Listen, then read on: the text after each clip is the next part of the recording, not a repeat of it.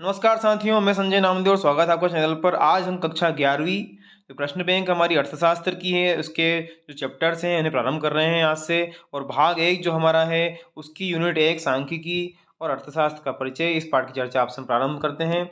यहाँ मध्य प्रदेश शासन द्वारा जो जारी ब्लूप्रिंट है उसके अनुसार ये जो हमारा पाठ है ये कुल 4 अंक का है और इसमें से 1 अंक के 2 प्रश्न होंगे। इस प्रकार एक जो प्रश्न होगा वो 2 अंक का होगा। इस तरह से इस पाठ की पूरी अंक विभाजन की व्यवस्था है। यहाँ हम सबसे पहले प्रारंभ करते हैं सही विकल्प चुनकर लिखिए वाले प्रश्नों से। तो सही विकल्प चुनिए का जो पहला हमारा प्रश्न है वो है, निम्नलिखित में से कौन आर्थिक गतिविधि में संलग्न है। तो पहला जो हमारा प्रश्न है इसमें आ जाएगा, पहला है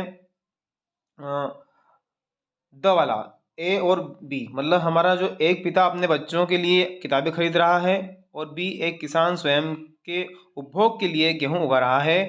तो इसका जो सही उत्तर होगा लास्ट वाला, ए और बी दोनों इसके उत्तर होंगे।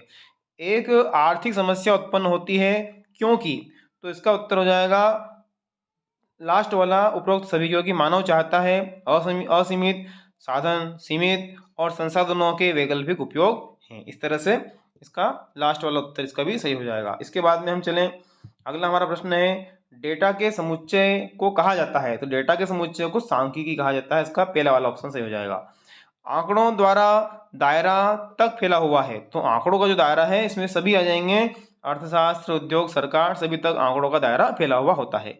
इस तरह से विकल्प की पूर्ति के पश्चात हम रिक्त स्थान खाली स्थान की बात करें तो खाली स्थान का पहला आपको दिख पा रहा है सांख्यिकी, रिक्त स्थान जटिल डेटा।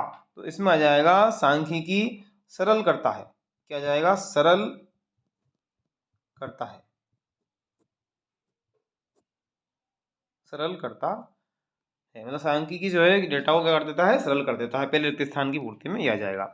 इसके बाद में हम देखें तो जो हमारा दूसरा रिक्त स्थान है, रिक्त स्थान सभी उत्पादन गतिविधियों का आधार है। तो इसमें आ जाएगा उपभोग, उपभोग गतिविधियों का आधार है। इस तरह से पहले में दूसरे वाले में आ जाएगा उपभोग। फिर सांख्यिकी आंकड़े रिक्त स्थान कारणों से प्रभावित होते हैं। तो तीसरे वाले जो ऑप्शन में है उसमें आ जाएगा बहु, इसमें क्या जाएगा? बहु आ जाएगा।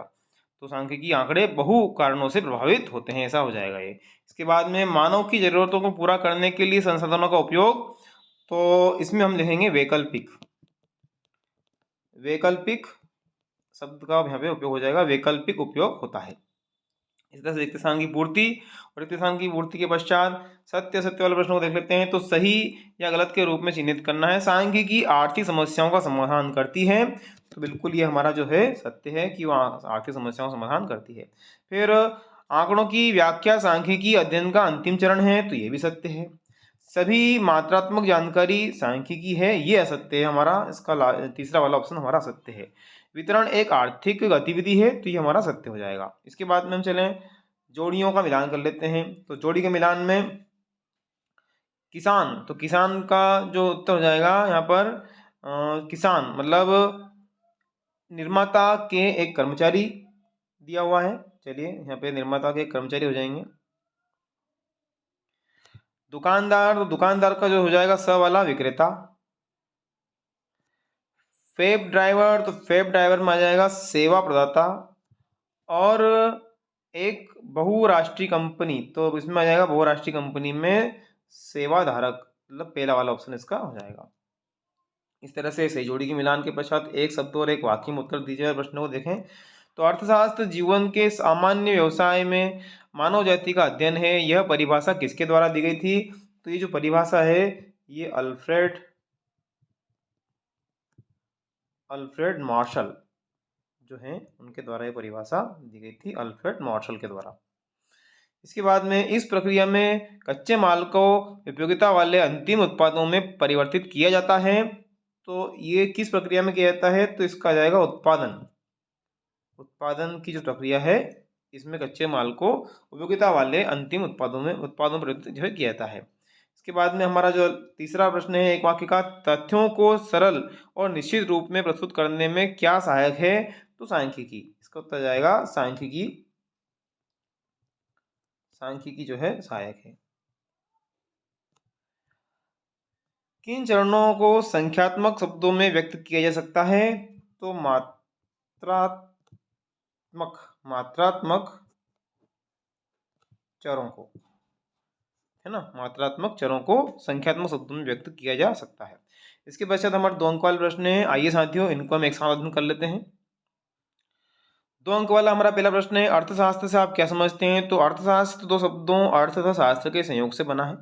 अर्थ से आशय धन एवं शास्त्र का अर्थ विवेचना से होता है। इस प्रकार धन की विवेचना करने वाले को शास्त्र को जो है अर्थशास्त्र कहते हैं। शाब्दिक उत्पत्ति के आधार पर अर्थशास्त्र घर या परिवार की आवश्यकताओं को जो है व्यवस्थित कला होती है। इस प्रकार से आर्थिक डेटा की बात करें तो आर्थिक डेटा क्या है? मनुष्य द्वारा धन कमाने के उद्देश्य से की गई समस्त क्रियाएं जिन्हें मुद्रा में मापा जा सकता है आर्थिक क्रियाएं कहलाती है। जैसे शिक्षक द्वारा शिक्षण, चिकित्सक के द्वारा रोगी का उपचार करना आदि आर्थिक क्रियाओं से समुच्चय पूरे मनुष्य को धन की जो है प्राप्ति होती है और जिससे वह अपनी आवश्यकताओं की संतुष्टि या आवश्यकताओं की पूर्ति कर लेता है।